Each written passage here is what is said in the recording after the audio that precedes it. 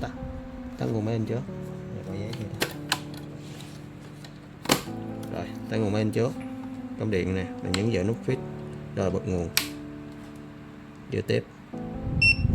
Nó kêu liên tục nè.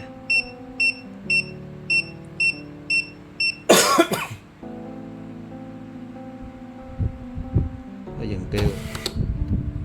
Chưa được làm lại. Rồi nhấn vào nút fit.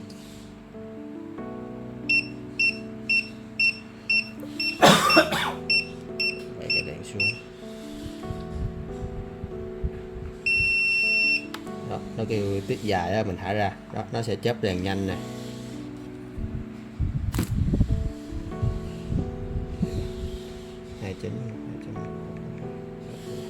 Rồi thì trong cái app này, trong app EFB này, Profi nè, nó sẽ tìm ra cái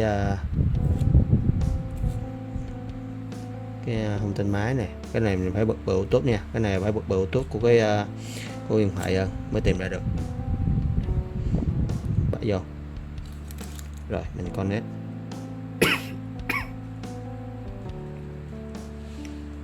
Rồi mình đây mình kênh thì nó sẽ tìm được, nó sẽ tìm mấy cái tên wifi main.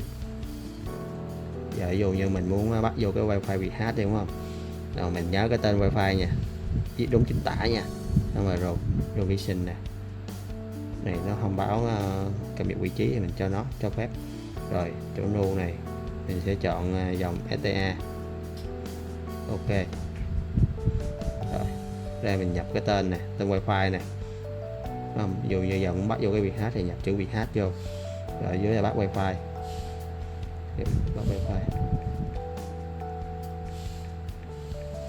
Rồi mình cùng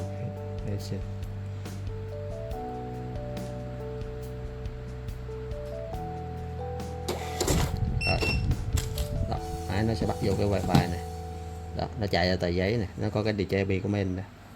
Đó. Rồi mình kiểm tra lại nè, muốn kiểm tra lại thì mình nhấn giữ nguồn. Đó. Nó chạy ra cái thông tin máy nè.